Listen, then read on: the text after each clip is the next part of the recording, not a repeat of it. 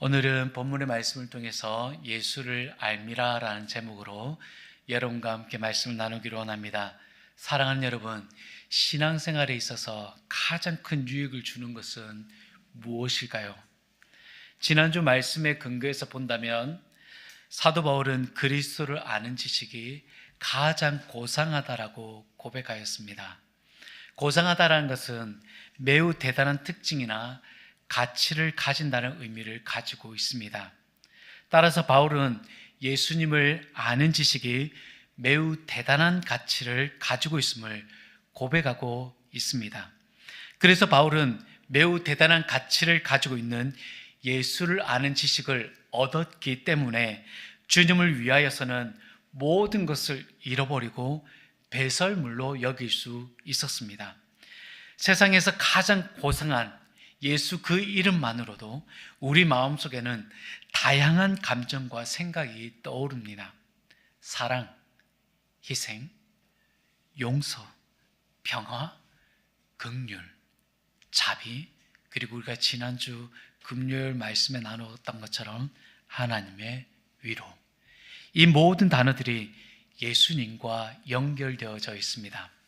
그런데 정작 우리는 예수님을 얼마나 알고 있을까요? 저는 중학교 2학년 때부터 신앙생활을 시작했습니다. 아버지의 병을 낫게 하기 위해 온 가족이 불교에서 기독교로 개종하였습니다. 교회를 처음 발을 들였을 때는 낯을 많이 가렸던 저에게는 교회 생활이 매우 힘들었습니다.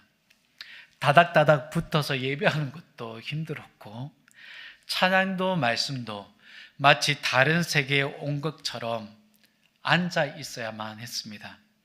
예배 이후에 공과 시간만큼은 또래 친구들과 함께 어울리는 시간이 있어서 그런지 마음은 편안했습니다. 하지만 선생님이 말하는 그 교육적 내용들은 무슨 소리인지 전혀 알아듣지 못했습니다. 그리고 어느 날 단체로 전도 활동을 해야 하는 시간이었던 것 같은데 친구와 밖에서 서성인다고 안으로 들어오라고 하더니 엎드려 뻗쳐를 시키면서 매질을 하였습니다. 집단 행동에 대해서 제가 별로 의심을 해본 적이 없어서 분위기상 내가 잘못한 것이구나 하고 생각하면서 맞고 지나갔습니다. 그러나 후에 교회라는 곳이 어떤 곳인지 이해하고 난 뒤에서는 이 담당 전도사가 새로운 친구를 전혀 파악하지 못하고 취했던 행동들에 대해서 조금 분한 느낌이 들었습니다. 고등학교 2학년이 되던 해에 제 신앙에는 획기적인 변화를 가져다주는 시기였습니다. 금요예배 시간에 기도하던 중에 제가 죄인인 줄 깨닫게 되면서 눈물과 콧물을 쏟아냈던 경험을 기점으로 저는 예수님에 대해 조금씩 알게 되었습니다. 그리고 신학대학교를 진학하면서 학문을 통해 예수님에 대해서 조금씩 눈을 뜨기 시작했고 성경을 탐구하고 여러 사역 훈련과 제게 주어진 사역을 하면서 예수님이 어떤 분이신지와 예수님께서 나를 얼마나 사랑하시며 나를 통해 어떤 계획을 가지고 계시는지를 알게 되면서 감격해 하기도 하였습니다. 지금도 저는 목회 활동을 하면서 하나님에 대하여 더 알아가고 있는 중입니다. 여러분도 여러 현장을 다니면서 예수님에 대해서 알아왔고 알아가는 중에 있을 것입니다. 교회에서도 여러 많은 교육 프로그램을 기획하여 성도님들에게 예수님에 대하여 알려주려고 많은 노력을 기울이고 있습니다. 목회 데이터 연구소에서 지앤컴 리서치에 의뢰하여 한국 교회의 교육 실태를 조사한 내용이 있습니다. 화면을 보시게 되면 설교 외에 교회 안에서 이루어지는 교육 프로그램은 성경에 대한 교육이 89%, 신앙 핵심 내용과 교리 교육이 78%, 선교와 전도 교육이 77%, 그리고 예배 교육이 72% 등 70% 이상의 높은 응답률을 보였습니다.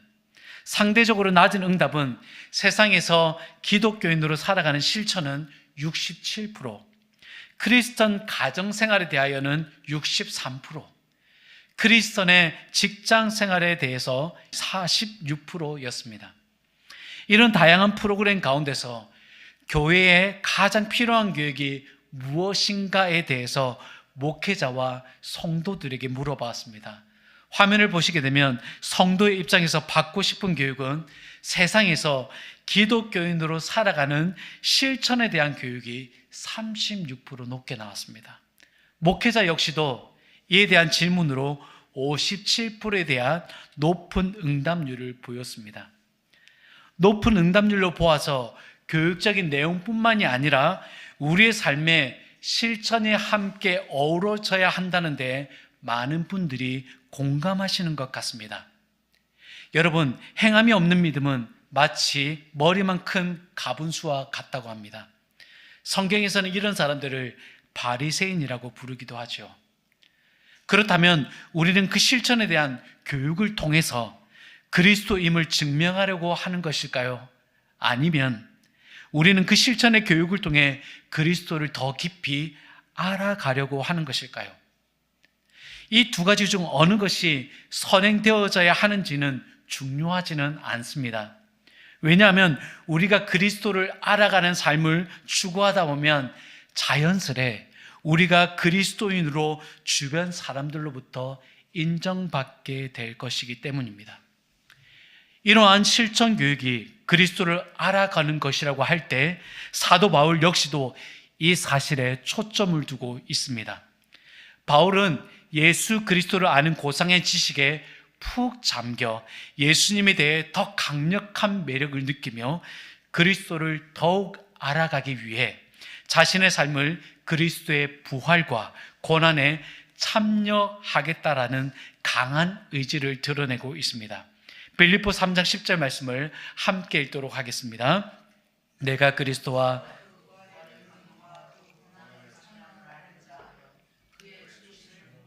아멘. 사도 바울은 첫 번째로 성도들에게 부활의 권능에 참여하라고 말하고 있습니다. 바울은 예수님에 대하여 지식적인 알매 그치지 않고 예수님을 더 알기를 원하였습니다. 여기서 알다라는 동사 기노스코는 보통 관찰이나 감각을 통해서 획득하는 것을 의미하는 것으로 경험적으로 체득한 알을 의미합니다.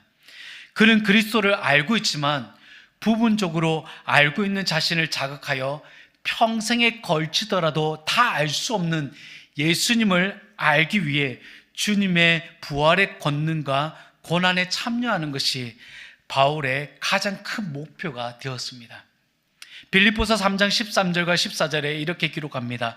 형제들아, 나는 아직 내가 잡은 줄로 여기지 아니하고 오직 한 일, 즉 뒤에 있는 것은 잊어버리고 앞에 있는 것을 잡으려고 표대를 향하여 그리스도 예수 안에서 하나님이 위에서 부르신 부름의 상을 위하여 달려가노라. 바울은 부활하신 예수님의 음성을 직접 들은 사람으로 예수님의 부활을 누구보다도 확신을 가지며 믿을 수 있었습니다. 그런데 무엇을 더 알기 위해 부활의 권능에 참여하려고 하였을까요? 바울은 부활의 권능에 대하여 로마서 8장 11절에 이렇게 말씀하고 있습니다. 여러분 함께 읽겠습니다. 예수를 죽은 자 가운데서 살리신 이의 영이 너희 안에 거하시면 그리스도 예수를 죽은 자 가운데서 살리신 이가 너희 안에 거하시는 그의 영으로 말미암아 너희 죽을 몸도 살리시리라. 아멘. 여러분, 우리가 부활의 주님을 만나기 전에는 이미 영적으로 죽어 있던 상태였습니다. 바울 역시도 과거에 자신의 지식에 반하는 모든 그리스도인들을 박해하고 핍박하며 죄악된 삶을 살았습니다. 살아있는 것 같으나 죄로 인하여 죽은 자였기에 바울은 자신이 하는 일에 대하여 전혀 죄책감을 느끼지 못하였습니다. 존 칼빈은 이러한 상태를 전적 타락이라고 표현하였습니다. 전적 타락은 인간의 모든 부분이 죄로 물들어 있을 뿐만 아니라 스스로의 힘으로 죄에서 벗어날 수 없는 상태를 의미합니다. 이는 마치 자신이 저지른 잘못이 죄인인 줄 전혀 모르는 것과 같습니다. 사랑하는 여러분, 바울 역시 그러했습니다. 하지만 그는 예수님의 부활을 경험하면서 이전의 추악한 죄악된 행실을 청산할 수 있었습니다. 그래서 바울은 부활의 권능에 참여하는 것은 자신을 죽음에 이르게 하는 죄된 생활 방식과 지식을 버리게 하고 새 생명을 얻은 삶을 살게 하는 능력이 예수님에게 있다라는 것을 알게 된 것입니다. 로마서 6장 4절 말씀 함께 읽겠습니다. 그러므로 우리가 그의 죽으심과 합하여 세례를 받음으로 그와 함께 장사되었나니 이는 아버지의 영광으로 말미암아 그리스도를 죽은 자 가운데서 살리심과 같이 우리로 또한 새 생명 가운데서 행하게 하려 함이라. 아멘. 사랑하는 여러분, 바울이 부활의 권능에 참여하고자 하는 이유는 이 부활의 능력이 주님께 있기 때문입니다. 우리도 주님의 부활의 권능에 참여한다면 이 부활의 능력을 통하여 새 생명 가운데서 행하게 하는 능력이 있게 되는 줄 믿습니다. 그렇다면 부활의 권능에 참여하는 삶은 무엇일까라는 것입니다. 우리는 예수를 믿는 믿음 가운데서 의의 옷을 입지만 그럼에도 우리 모두는 죄를 지으며 살아갑니다. 신호나 원장님의 저서 죽음에 이르는 7가지의 죄라는 책에서 성경과 고부들의 가르침을 바탕으로 현대인의 죄를 7가지로 분류하였습니다. 그리고 7가지 죄에 분류된 것은 우리의 내면 깊숙이 자리 잡은 어둠을 조명하게 도와주는 책입니다. 물론 죄를 정확히 7가지로 나누기는 어렵습니다. 하지만 각 죄악에 대한 깊이 있는 성찰을 통해 우리 삶을 돌아보는 좋은 기회가 될 것입니다. 저서안에 기록된 이 7가지 죄악이 우리 내면에 있지 않는지 한번 점검해보고 우리가 부활에 참여하는 능력이 있다고 한다면 이를 극복하는 방법을 함께 찾아 나아가면서 새 생명 가운데 행하게 하시는 부활의 주님을 알아가기를 축복합니다. 첫 번째, 교만은 단순한 자기 중심적인 태도를 넘어서 하나님을 떠나 스스로 삶의 주인이 되고자 하는 근본적인 반역행위입니다. 인간의 첫 죄악인 이 원죄를 교만에서 비롯되었다고 아우구스티누스는 설명하면서 인간은 스스로의 노력으로 구원에 이를 수 없다라고 말하였습니다. 이처럼 교만은 하나님과의 관계를 단절시킬 뿐 아니라 인간 사회를 파괴하는 근본적인 죄악입니다. 그렇다면 이 교만을 극복하는 방법은 여러분 무엇일까요? 내 삶의 주인의 자리를 하나님께 양도하고 그리스도의 겸손, 즉 섬김을 받으려 말고 섬기려 하는 태도를 내 삶에 담는 것입니다. 두 번째 시기는 겉으로 축복하면서 속으로는 상대를 해치려고 하는 위선적인 마음입니다. 이중적 성격으로 자신을 위해 타인의 불행을 바라는 아주 잔인한 자기 사랑의 표현이 바로 시기입니다. 여러분, 이 시기를 극복할 수 있는 것은 자기 자신을 성찰하는 거예요. 그리고 타인의 행복을 진심으로 기뻐하는 마음을 길러야 합니다. 셋째, 분노는 겉으로는 작아 보이지만 내면에 깊이 뿌리 내린 불씨와 같습니다. 한번 불이 붙은 분노는 개인 간의 갈등뿐 아니라 집단 간의 대립과 사회적 불화를 야기시키고 많은 이들에게 상처를 입히게 됩니다. 나아가서는 하나님의 의를 가리는 장애물이 될 수 있습니다. 이 분노를 극복하는 방법은 내가 왜 화를 내고 있는지 그 이유를 깊이 들여다보고 그 분노가 생길 때는 깊은 한숨을 들이쉬고 감정을 조절하는 연습을 해야 합니다. 그리고 혹 분을 내더라도 하루 이상 품지 않도록 해야 합니다. 나태는 게으름을 넘어 선을 행하지 않고 악을 선택하는 의지적인 행위입니다. 또한 아무것도 하지 않는 상태에 머무르는 것을 넘어서 능동적으로 선을 행하는 것을 거부하는 의지적인 상태를 말합니다. 여러분, 나태라는 악은 악을 방관할 뿐 아니라 악이 번성하도록 돕는 행위입니다. 이 나태의 극복은 자신의 행동에 대하여 책임감을 가지고 나태한 자신의 행동에 대하여 인지하고 반성하는 태도를 가져야 합니다. 혼자서 하기보다는 다른 사람들과의 교류를 통해 동기부여를 얻고 함께 행동을 옮겨야 합니다. 탐욕은 끝없이 더 많은 것을 원하며 결코 만족하지 못하는 것을 말합니다. 이 탐욕을 극복하는 것은 내가 가진 것에 감사하는 것입니다. 그리고 공동체와 이웃들에게 나눔을 통하여 얻는 기쁨을 누릴 수 있어야 합니다. 나눔 행위가 주는 따뜻함과 아름다움이 우리 스스로에게 감동을 주는 모티브가 되어야 하는 것입니다. 탐식은 과도한 즐거움을 의미합니다. 초대교회와 중세시대에서는 영혼의 순결함을 위해서 금욕과 절제를 중요시했습니다. 하지만 현대시대에서는 과도한 식사 금지는 건강한 미모를 위해 절제하게 되는 기이한 현상이 벌어지고 있습니다. 현 시대의 탐식은 많이 먹는 것을 넘어 통제되지 않는 폭식과 과음을 포함합니다. 그래서 이 탐식을 극복하기 위해서는 여러분 절제를 배우는 것입니다. 그리고 또 하나는 하나님께 주신 나의 몸을 소중히 여기는 마음을 가지는 것입니다. 정욕은 과도한 성적 욕망을 의미합니다. 여러분이 잘 아는 것처럼 성은 두 사람의 연결로 사랑과 친밀함을 나타내지만 정욕은 육체적 쾌락 추구에만 집중합니다. 그리고 성은 상대방을 향한 존중과 사랑이지만 정욕은 자신의 욕구 충족에만 관심을 가지게 됩니다.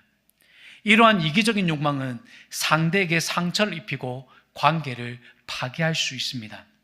이런 정욕에 극복하는 방법은 육체적인 쾌락을 넘어서 하나님께서 주신 성의 소중함을 기억하고 상대를 소중히 여기는 마음을 가져야 합니다.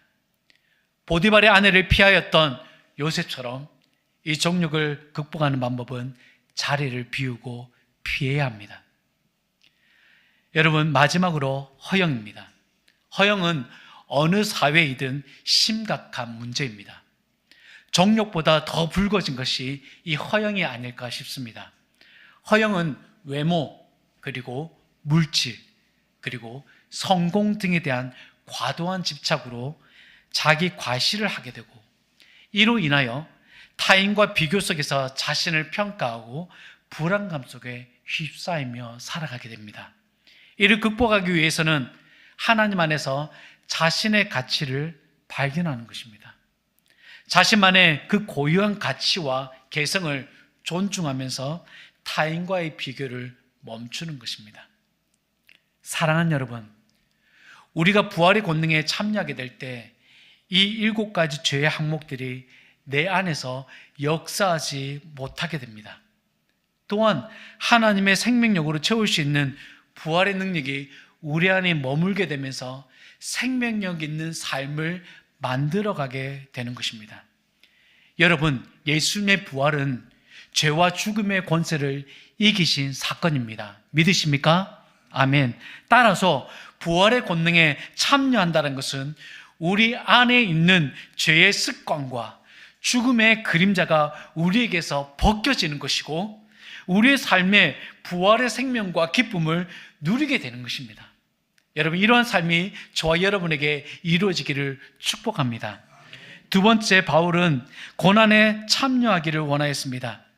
예수님의 고난에 참여함을 통하여 그는 주님의 죽으심을 자신의 삶에 담기를 원하였습니다. 빌립보서 3장 10절 말씀 한 번 더 읽도록 하겠습니다. 내가 그리스도와 그 부활의 권능과 아멘. 전에도 여러분에게 말씀드렸던 것처럼 모두가 피하고 싶은 것이 고난입니다. 그런데 바울은 고난에 참여하려고 애쓰는 것처럼 보입니다. 마치 바울이 고난을 통하여 우리가 미처 알지 못하는 어떠한 것을 보는 듯 보입니다. 여기서 바울이 말하는 고난은 자신의 욕심으로 인하여 잘못 선택하여 벌어지는 어려운 상황이 아닙니다. 그는 그리스도의 사역을 행할 때 부딪히는 그 고난에 참여하고자 하였습니다. 여러분, 바울의 삶을 한번 묵상하게 되면 그의 삶이 순탄하지 않았다는 것을 우리 모두가 잘 알고 있습니다. 주님의 부르심을 받은 후에 예수님의 제자들과 동료가 되었지만 제자들은 바울을 신뢰하지 못하였습니다. 바울은 자신이 완전히 변화했다고 생각했지만 주변의 반응은 냉담했습니다. 오히려 자신에게 주어진 복음을 전하다가 같은 동족인 유대인들에게 대적을 당하게 되기도 하였습니다. 바울은 자신의 전도 사역을 통해 당하였던 그 고난에 대하여 이렇게 고백하고 있습니다. 고린도후서 11장 23절에서 27절 말씀 서로 교독하여 읽도록 하겠습니다. 제가 먼저 읽겠습니다. 그들이 그리스도의 일꾼이냐 정신없는 말을 하거니와 나는 더욱 그러하도다. 내가 수고를 넘치도록 하고 옥에 갇히기도 하고 더 많이 하고 매도 수없이 맞고 여러 번 죽을 뻔하였으니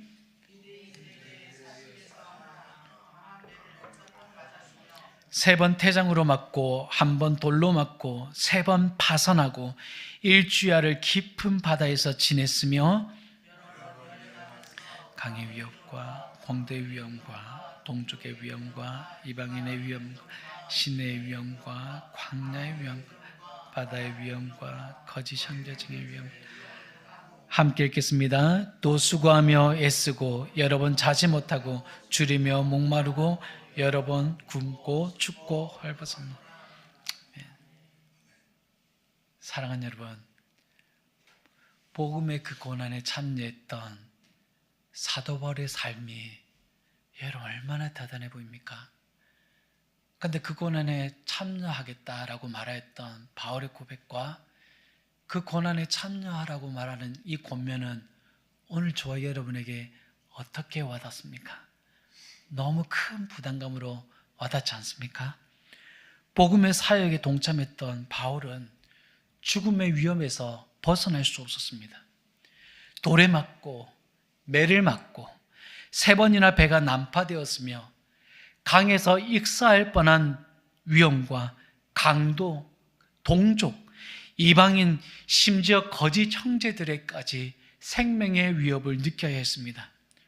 솜으로 꼽을 수 없을 만큼 많은 죽음의 위기에 처했던 바울에게 이러한 고난이 주님을 더 알아가기보다 원망만 더 많이 쌓이지 않았을까요? 그러나 바울은 예수님의 고난에 동참하며 자신과 이방인들을 향한 하나님의 위로가 얼마나 크고 깊은지를 알게 되었습니다. 고린도후서 1장 5절에 그는 이렇게 고백합니다. 그리스도의 고난이 우리에게 넘친 것 같이 우리가 받는 위로도 그리스도로 말미암아 넘치는 도다. 아멘. 우리 역시도 누군가를 위해서 힘쓰다 보면 시간과 물질을 아낌없이 쏟아부었음에도 불구하고 그들이 예수님께 나오지 않아 안타까운 경험을 하곤 하였습니다. 하지만 때로는 예상치 못하게 그들이 신앙의 길로 들어서는 모습을 보거나 우리의 전도로 인해 영혼들이 구원받는 기쁨을 누릴 때 그 어떤 위로보다 더 큰 보상을 받는 느낌을 받지 않았습니까? 예수님께서도 십자의 고통을 겪으셔야만 했지만 자신의 그 희생을 통해 많은 영혼들이 구원받는 모습을 보시면서 여러분 얼마나 많은 위로를 받으셨을까요?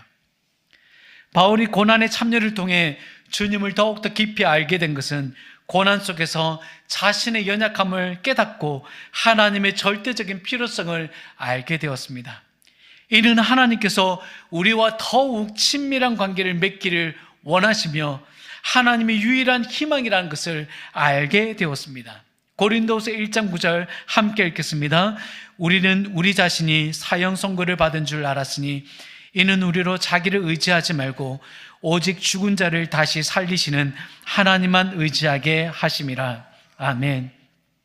사랑하는 여러분, 바울이 고난에 동참하면서 두 번째 알게 된 주님이 어떤 하나님입니까? 하나님을 의지하게 하심으로 하나님의 유일한 희망이라는 것을 알게 된 것입니다.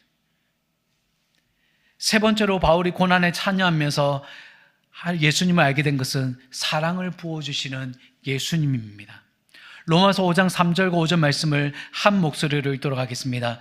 다만 이뿐 아니라 우리가 환난 중에도 즐거워하나니 이는 환난은 인내를, 인내는 연단을, 연단은 소망을 이루는 줄 알미로다. 소망이 우리를 부끄럽게 하지 아니함은 우리에게 주신 성령으로 말미암아 하나님의 사랑이 우리 마음에 부은 바 됨이니. 아멘. 여러분, 하나님의 사랑이 우리 마음에 부은 바 되었다는 것을 세번역 성경을 보게 되면 이렇게 말씀하고 있습니다. 이 희망은 우리를 실망시키지 않습니다. 그것은 하나님께서 우리에게 주신 성령으로 하나님의 사랑을 우리 마음속에 부어주셨기 때문입니다. 아멘. 사랑하는 여러분, 그리스도의 고난에 동참하여 바울이 알게 된 예수님의 사랑은 참으로 크고 놀랍습니다. 바울이 참여한 고난을 통해 얻은 예수님에 대한 이 고상한 지식은 욕심은 나지만 바울의 참여한 이 고난의 무게는 결코 가볍게 보이지 않고 두려움을 느끼게 합니다. 저 역시도 여러분과 똑같은 감정을 느낄 수 있습니다. 하지만 우리가 이 고난에 참여하라는 바울의 권면은 우리가 받을 수 있는 또 다른 하나의 이유가 있습니다. 빌립보서 1장 29절에 그리스도를 위하여 너희에게 은혜를 주신 것은 다만 그를 믿을 뿐 아니라 또한 그를 위하여 고난도 받게 하려 함이라. 아멘. 사랑하는 여러분, 우리가 그 고난에 참여할 수 있는 그 이유를 빌립보서 1장 29절에는 고난을 받을 수 있도록 하나님이 우리에게 은혜를 주셨다라고 말씀하고 있습니다. 여러분, 예전의 경험들 기억나시죠? 하나님의 그 강한 은혜가 내게 임하였을 때 여러분, 고난이 두렵던가요? 삶의 문제는 해결이 되지 않았는데도 불구하고 내 마음속에 이상하게 찾아오는 그 고요한 평안은 여러분 이루 말할 수 없었습니다. 바울이 고난에 참여하게 된 이유도 하나님으로부터 받은 은혜 때문이었습니다. 그 은혜가 우리로 고난의 현장으로 향하도록 돕습니다. 그렇다여 이 고난이 우리를 절대 망가지게 만들 수 없습니다. 오히려 예수 그리스도의 고상한 지식, 대단한 가치 있는 능력의 이름을 더 깊이 알게 하시며 누리게 하시는 줄 믿습니다. 말씀을 맺겠습니다. 부활의 권능과 고난에 우리가 참여하게 될 때 우리는 죄의 권세를 이기는 강력한 힘이 되는 부활하신 주님을 알게 될 것입니다. 또한 고난 속에서 우리를 위로하시며 희망을 주시는 주님의 무한한 사랑을 경험하게 될 줄 믿습니다. 그리스도를 위해 우리에게 주신 은혜를 힘입고 오늘 저와 여러분이 하늘의 부르심을 향해 나아가는 삶이 되시기를 주님의 이름으로 축원합니다.